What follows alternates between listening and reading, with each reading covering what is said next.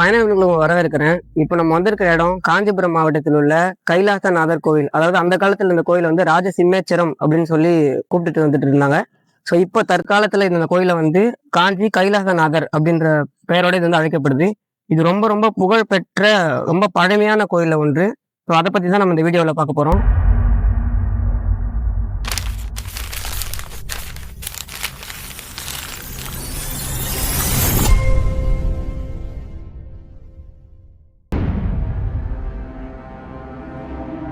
இது கிபி 7ஆம் நூற்றாண்டில் கட்டப்பட்ட கோவிலாகும். தென்னிந்தியாவின் முதல் இந்து கோவில் என்று கூறப்படுகிறது. கல்வெட்டுகளில் ராஜசிம்மேச்சரம் என்று அறியப்பட்ட இந்த கோவிலானது முதலாம் நரசிம்மவர்மன் ராஜசிம்மன் என்னும் பல்லவ மன்னரால் கட்டப்பட்டது. முழுக்க முழுக்க மணற்பாறைகளால் உருவாக்கப்பட்ட ஒரு கற்றளை கோவிலாகும். இந்த கோவிலின் கருவறையில் காணப்படும் லிங்க அமைப்பு தாரண லிங்கமாகும். மேலும் கருவறையின் பின்சுவர்களில் காணப்படும் சிற்ப அமைப்புகள் சோமஸ்கந்தர் என்று அழைக்கப்படும் பல்லவர்களின் தலைச்சிறந்த சிற்பங்களுள் ஒன்றாகும். அது மட்டுமல்லாது இந்த கோவிலில் சில சிறிய ஆலயங்கள் மகேந்திரவர்மனாலும் கட்டப்பட்டுள்ளது. அதன்படி பிரதான ஆலயத்தை சுற்றிலும் 58 சிறிய துணை ஆலயங்கள் உள்ளன. அவை ஒவ்வொன்றும் தனி விமானத்தை கொண்டு காணப்படுகிறது. அந்த ஆலயங்களின் உற்சுவர்களில் பல்லவகால ஓவியங்களும் தீட்டப்பட்டுள்ளன.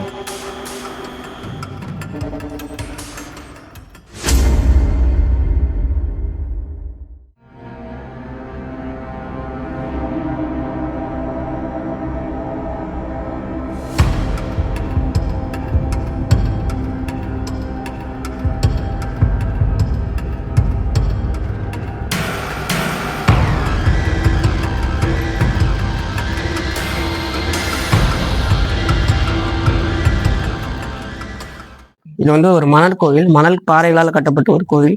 ஸோ இது வந்து பார்த்தீங்கன்னா தெரியும். இது வந்து அந்த ராஜசிம்மன் ஆண்டுகளில் கட்டப்பட்ட ஒரு கோவில். அவரோட சிற்பம் வந்து இப்போ வெளியே தெரியுது. ஆனால் அதுக்கு பின்னாடி வந்த வழித்தோன்றல்கள் வந்து இதை பராமரிச்சிருக்காங்கல்ல. பராமரிச்சவங்க என்ன பண்ணாங்கன்னா, அதுக்கு மேலே அவங்களால முடிஞ்ச அந்த சாயம் இந்த மாதிரி சுண்ணாம்பு கலவையெல்லாம் பூசி அந்த சிலையை வந்து காப்பாற்றி வச்சிருந்தாங்க.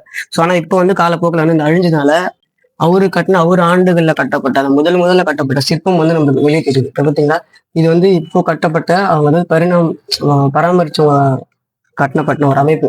அது கீழே பார்த்தீங்கன்னா தெரியும். அவரு உண்மையாவே இந்த கோயில் எப்படி செதுக்கி இருப்பாங்க, இந்த சிலை என்ன வடிச்சு வச்சிருப்பாங்களோ அது வந்து நம்மளுக்கு கண்ணுக்கு தெரியும்.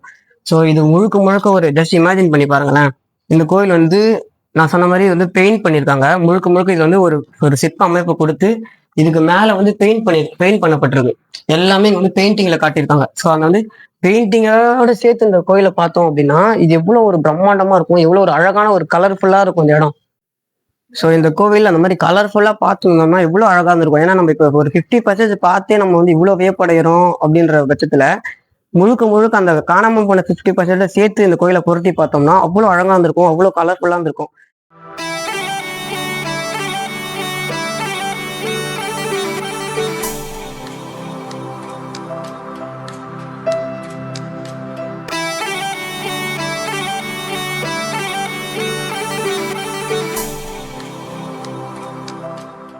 ஸோ அந்த கலர்ஃபுல்லாம் பார்த்து ஒரு அரசர் வந்து வியந்து போயிருக்காரு.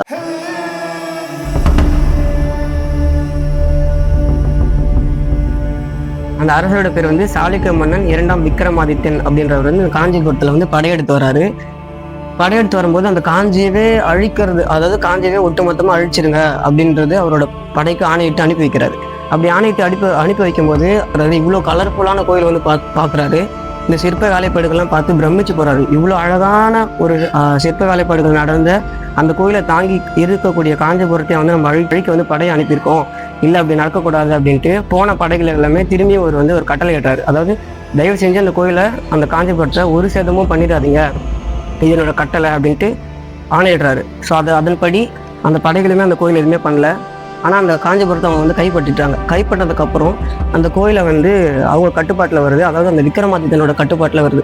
கட்டுப்பாட்டில் வந்ததுக்கப்புறம் அவங்க வந்து இதை பராமரிக்க ஆரம்பித்தாங்க. இதுக்கான நிதி உதவியும் வழங்க ஆரம்பித்தாங்க. அது மட்டும் இல்லாமல் இதை பார்த்து இதை பிரமிச்சு போன அந்த அரசர் வந்து என்னோட ஊர்லேயும் அந்த மாதிரி ஒரு கோயிலை கட்டணும், அவங்களோட ஊர்லேயுமே அந்த மாதிரி ஒரு கோயிலை கட்டணுன்றனால இங்கே வேலை பார்த்தாங்கல்ல அந்த சிற்பிகள் அவங்கெல்லாம் கூட்டிட்டு போறாரு. ராஜ மரியாதையோட அவங்களோட ஊருக்கு கூட்டிட்டு போயிட்டு அவங்க ஊர்லயுமே அந்த மாதிரி இதே மாதிரி ஒரு கோயில் அமைச்சாரு. அது நன்றி உணர்வா அந்த கோயிலுக்கும் இதே பேரையும் அந்த கோயிலுக்கும் வச்சிருக்காரு. ஸோ அந்த கோயில் எப்பவுமே நம்ம போய் அந்த ஊர்ல பார்க்கலாம்.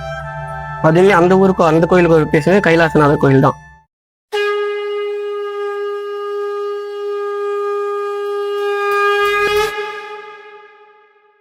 All I know is that it's Pallava, built by the Pallavas, older than most. That it worships Shiva. This is all I know. I'm interested. That's why I'm here to find out. Oh. I like this style, this older style, like Mahabalipuram.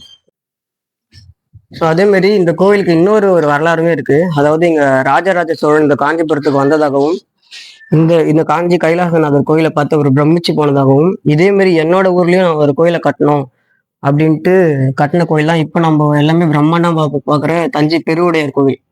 ஆம், இவர் கூறியது போல் இந்த கோவில் எவ்வளவு பழமை வாய்ந்தது என்றால், வரலாறு குறிப்பிடுவது போல் பல்லவரை தொடர்ந்தேதான் சோழர்கள் கட்டிய உலகையே வியக்க வைத்துக் கொண்டிருக்கும் தஞ்சை பெரியவுடையார் கோயிலுக்கு அடித்தளமே இக்கோயில்தான்.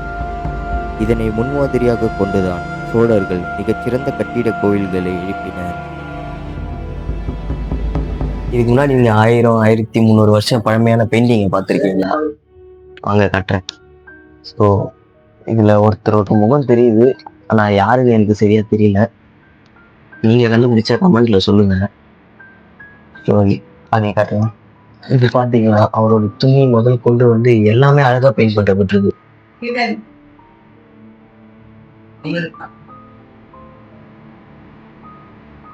நம்மளால மட்டும் காலை கடக்க முடிஞ்சதுன்னா கண்டிப்பா நான் இந்த கோயில் கட்ட சொல்ல எப்படி இருந்திருக்கும், அந்த டைமுக்கு தான் நான் போய் பார்த்துருப்பேன் கண்டிப்பா. அதே மாதிரி பார்த்தீங்கன்னா அந்த காலத்திலேயே வந்து தண்ணி வந்து தேங்கக்கூடாது, வெளியே போகணும் அப்படின்னு சொல்லிட்டு, ஸோ அதிலிருந்து இப்படியே ஒரு சின்ன கால்வாய் மாதிரி அனுப்பிச்சு அதை அப்படியே வெளியே போகிற மாதிரியும் பண்ணியிருக்காங்க. ஒவ்வொரு சன்னதிக்கு இடையில வந்து தண்ணி வெளியே போகிற மாதிரி ஒரு வழியும் பண்ணி வச்சுருக்காங்க. ஸோ பார்த்தீங்கன்னா தெரியும், ஒவ்வொரு இடத்துலையும் அந்த மாதிரி பண்ணி வச்சுருக்காங்க.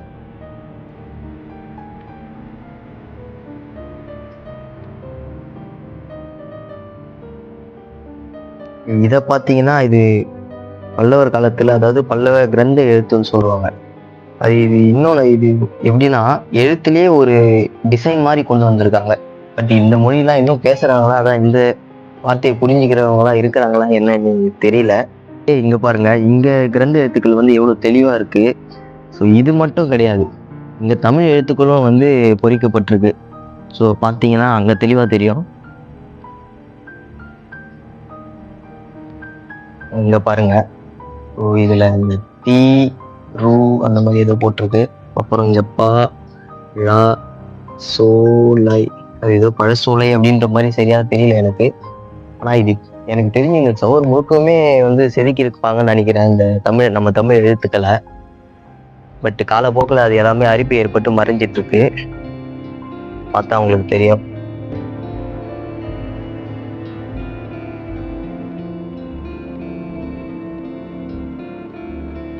அந்த எழுத்துக்கள் ஒரு புறம் இருக்க, இந்த யானையோட சிற்பத்தை பாருங்களேன், இதோட தும்பிக்கையும் பாருங்க, அப்படி சுற்றி இந்த வழியா வர மாதிரி வச்சிருக்காங்க. அது உட்கார்ந்த ஒரு தோற்றத்திலையும் இருக்குது.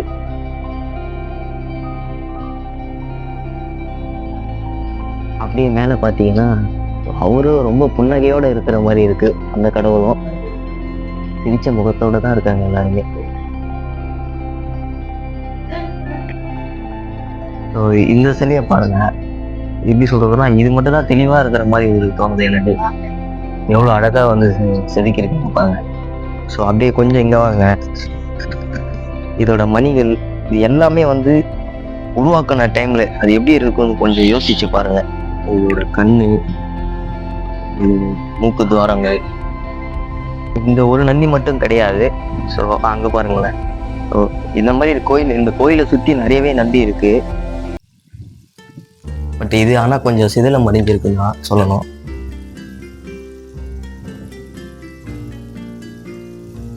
பாருங்களேன், ஒரு பெண்மணி எவ்வளவு அழகா வடிவமைச்சிருக்காங்க பாருங்க. ஏதோ கையில வச்சிட்டு இருக்காங்க. ஒரு சிவபெருமான், மேலேயே சிவபெருமான் தான் நினைக்கிறேன். அப்புறம் கீழே பார்த்தீங்கன்னா ஒரு யானை. யானை வந்து முட்டி போட்டு உட்காந்துட்டு இருக்க மாதிரி ஒரு அமைப்பு. இங்க பாருங்க. இங்க இருந்திருக்கு, மறைஞ்சிருக்கு. அதே மாதிரி இந்த கோயில்ல இன்னொரு சிற்பம் சொன்னான்னு பார்த்தீங்கன்னா, இங்க இருக்க எல்லா சிற்பமுமே வந்து ஒரு மாதிரி சிரிச்ச தோட்டத்தோடு தான் இருக்கும். எந்த சிற்பம் பார்த்தாலுமே ஒரு சிரிப்போட நம்மளை வரவேற்கிற மாதிரி தான் இந்த கோயில் வந்து அமைச்சிருக்காங்க. யாழி கூட இங்க சிரிச்ச முகத்தோட தான் இருக்கும். வண்ணமும் பூசப்பட்டிருக்கு. இப்போ பார்த்தீங்கன்னா தெரியும், எல்லாத்துக்குமே கலர் வந்து பெயிண்டிங் வந்து அவங்க பண்ணியிருக்காங்க. அந்த மேலே பாருங்க, வெண்கொற்ற கொடைன்றது எவ்வளோ தெளிவாக இருக்காங்க. இப்போ பெயிண்டிங் வந்து பண்ணப்பட்டிருக்கு.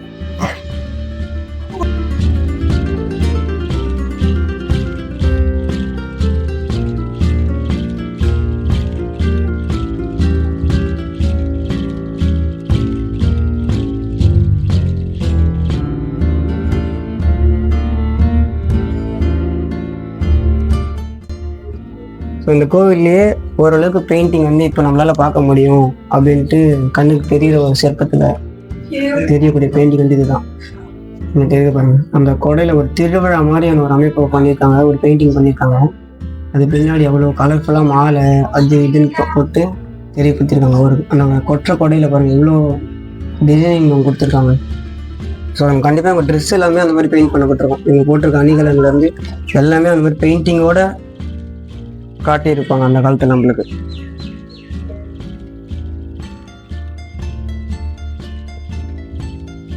நந்தி பாதி தலையே காணும்.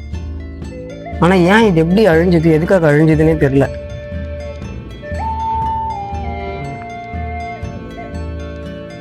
இதெல்லாம் இந்த கொஞ்சம் மழை வெயில் படாததுனால இதெல்லாம் கொஞ்சம் ஓரளவுக்கு கொஞ்சம் தெளிவாக இருக்கு இப்போவுமே.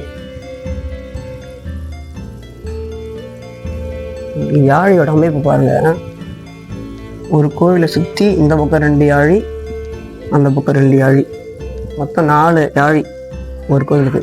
ஆனால் அவருக்கு 3.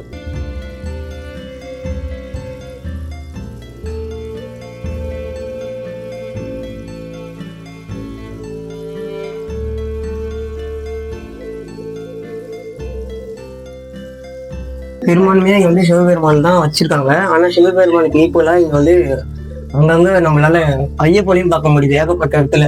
அது போக போக எத்தனை ஐயப்பன் இருக்காரு அப்படின்னு வந்து நம்ம வீடியோல பார்க்கலாம்.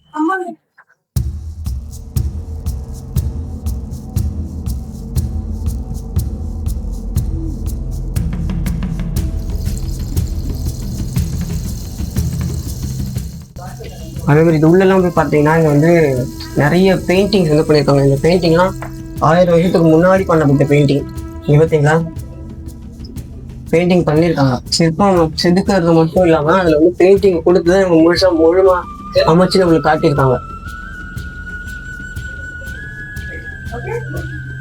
அது பாருங்க, அது எவ்வளோ கலர்ஃபுல்லாக இருந்திருக்கு. 2 அதாவது இது எனக்கு தெரிஞ்சு இதுவும் வந்து ஐயப்பன் தான் நினைக்கிறேன். ஏன்னா அந்த தோட்டத்துல தான் உட்காந்துட்டு இருக்காரு அவரு. சரி, ஆனா இது சிவன் கோவில் தான். எதுக்கு ஐயப்பனை இவ்வளவு செதுக்கி வச்சிருக்காங்க சரியா தெரியல. நான் ஏன் இங்க சிவனுக்கு ஈக்குவலா இங்க வந்து ஐயப்பனும் வடிவமைச்சிருக்காங்கன்றது அடிக்கடி சொல்றேன் அப்படின்னா, இங்க பாருங்களேன், இங்க அதிகப்படியான நம்ம சிவலிங்கத்தை பாக்குறத விட ஐயப்பனை தான் நம்ம ரொம்பவே நான் பாக்குறேன். நிறைய பேர் பார்த்துருப்பீங்களான்றது தெரியல. ஸோ இங்கே முழுக்க ஐயப்பன் தான். இங்கே சுற்றி இருக்கிற 58 சின்ன சின்ன கோவில்கள், சின்ன சின்ன சன்னதிகளுமே மேலே உச்சியில் அந்த கோபுரத்துக்கு கீழே உட்காந்துருக்கிறது எல்லாமே ஐயப்பன் மாதிரியான ஒரு அமைப்பு தான். அதே மாதிரி மெயின் இந்த ராஜகோபுரத்தோட மெயின் என்ட்ரன்ஸில் ஒரு அமைப்பு இருக்குல்ல, அது 2 மெயின் ராஜகோபுரத்தில் 2 என்ட்ரன்ஸ்லையுமே ஐயப்பனோட அமைப்பு தான் அமைக்கப்பட்டிருக்கு. ஏன் இவங்க அந்த காலத்தில் ஐயப்பனுக்கு இவ்வளோ அதிகமாக ஒரு வடிவமைச்சிருக்காங்கன்றது தெரில.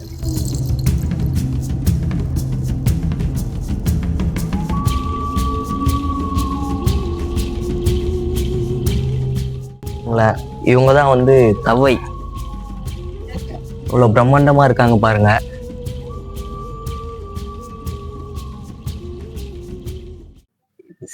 சிவபெருமானோட ஒரு முழு தோற்றம் இருக்கு. சடமுடி, அவரோட அந்த அணிகலன், காலணி கூட செருப்பு கூட அணிஞ்சிருக்காரு அவரு. அவங்களுக்கு கீழே 2 பணிப்பெண்கள் மாதிரி யாரோ 2 பேர் இருக்காங்க, யாருன்னு தெரியல. அப்புறம் அவரோட துணி முதல் கொண்டு அதை எப்படி வந்து வடிவமைச்சிருக்காங்க பாருங்களேன். ஒன்றும் உன்னிப்பா வந்து செதுக்கியிருக்காங்க. ஸோ அவரும் வந்து சிரிச்ச முகத்தோட தான் இருக்காரு நம்மளை வரவேற்கிற மாதிரி. இங்க வந்து குதிரை வண்டி, அதாவது குதிரை ரதம் அப்படின்னு சொல்லுவாங்க இல்லையா, அந்த மாதிரி இருக்கு. அதாவது இந்த 2 குதிரையுமே வந்து 2 காலை முன்னங்கால் 2த்தையும் தூக்குன மாதிரி இருக்கு. பக்கவாட்டில் அந்த வண்டியோட 2 அந்த சக்கரமும் தெரியுது, உங்களுக்கு தெரியுதா? மேலே வந்து கடவுள் உட்காந்து அமர்ந்து இருக்கிற மாதிரி இருக்கு. அது எப்படி காட்சி அளிக்குதுன்னா, அது நம்மளை நோக்கி வர மாதிரியே ஒரு பாவனையை உருவாக்குதுன்னு தான் சொல்லணும். ஸோ நம்ம அதுக்கு வழியில முன்னாடி குறுக்கிடுற மாதிரி இருக்கு, அது எப்படியோ அந்த மாதிரி தான் சொல்ல தோணுது எனக்கு.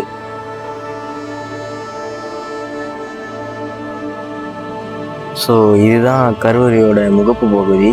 மேலே பார்த்தீங்கன்னா விமானமும் தெரியும். இதுக்குள்ளதான் ஒரு சுவாரஸ்யமான விஷயம் இருக்கு, வாங்க நான் உங்களுக்கு காட்டுறேன்.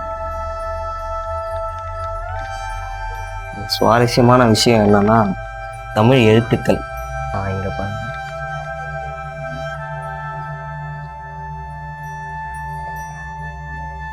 அந்த ஜன்னலையும் பாருங்க எப்படி செஞ்சிருக்காங்கன்ட்டு. அது எப்படி செஞ்சிருக்காங்கன்னு நினைச்சு கூட பார்க்க முடியல.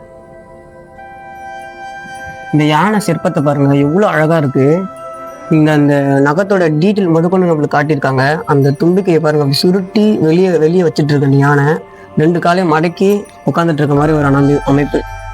சரி, இன்னொரு விஷயம் தெளிவா பார்த்தோம்னா, பல்லவர்களால் கட்டப்பட்ட சிற்பம், அவங்கள தாண்டி அவங்களுக்கு பின்னாடி வந்த வழித்தோன்றல்களால பராமரிக்கப்பட்ட ஒரு சிற்பம். ஸோ அதுல 2த்துலையுமே நம்ம பார்க்கலாம். அதாவது இது வந்து பல்லவர் காலத்துல கட்டப்பட்ட ஒரு சிற்பம், இது வந்து பல்லவர்களால அவருக்கு பின்னாடி வந்த வழித்தோன்றல்களால ஒரு பராமரிக்கப்பட்ட ஒரு வேலைப்பாடு. அவங்களுக்கு பாருங்க, இது வந்து இதை காப்பாற்றணுன்றனால இந்த அமைப்பு வந்து மேலே ஒரு லேயராக உருவாக்குனாங்க. காலப்போக்கில் அந்த லேயர் போயிடுச்சு, அதோட உண்மையான தன்மை வந்து வெளியே தெரியுது. இதில் 2மே நம்மளுக்கு தெரியும். பல்லவர் காலத்திலோட காலமும் தெரியும், இவங்க அதுக்கு பின்னாடி வந்த வழித்தோன்றல்கள் பராமரிச்சு அவங்களோட வேலைப்பாடும் நம்மளுக்கு வந்து நல்லாவே தெரியுது பாருங்க. ஸோ இந்த கோயில் முழுக்கவே இந்த அமைப்பு தான், எல்லாமே இதுதான். இந்த கோயிலை சுற்றி ஒரு லேயரே கட்டியிருக்காங்க. அந்த லேயர் இப்போ அழிஞ்சு அவங்களோட உருவமும் அவங்களுக்கு பின்னாடி அவங்களால உருவாக்கப்பட்ட ஒரு உருவமும் தான் இந்த கோயில் இப்போ நம்மளுக்கு காட்சி அளிக்குது. எல்லா சிற்பமும் அதுதான். இங்கே இருக்க எல்லா சிற்பமும், எல்லா தூண்களும் இந்த மாதிரி பராமரிக்கப்பட்டு அதுவுமே பழிஞ்ச நிலையில அந்த உண்மைத்தன்மை வெளியே வந்து 2ம் கலந்து ஒரு தோற்றத்தை தான் நம்மளுக்கு இவ்வளவு ஒரு மாதிரி பிரம்மாண்டமா நம்மளுக்கு இப்போ கொடுக்கும். இந்த வெண்ணிற சுண்ணாம்பு போன்ற அமைப்பிற்கு மற்றொரு வரலாறும் நம்பப்படுகிறது. அதாவது இந்த ராஜசிம்மேச்சரம் கைலாசநாதர் கோவில் என்று பெயர் மருவிய காலத்தில் பேருக்கேற்றவாறு கோவிலையும் மறுவடிவமைத்ததாகவும், கைலாச மலை என்பது பனி சூழ்ந்த ஒரு வெண்மையான மலையாகும். அதன்படி இக்கோவிலையும் பனி போன்ற அமைப்பை கொண்டிருக்க வேண்டும் என்பதற்காக கோவிலின் சிலைகள் முழுவதும் வெண் சுண்ணாம்பு பூசப்பட்டதாகவும், அதன் எச்சம்தான் தற்போது நமக்கு வெண்ணிறத்தில் ஆங்காங்கே காணப்படுகிறது என்பது மற்றொரு கூற்று.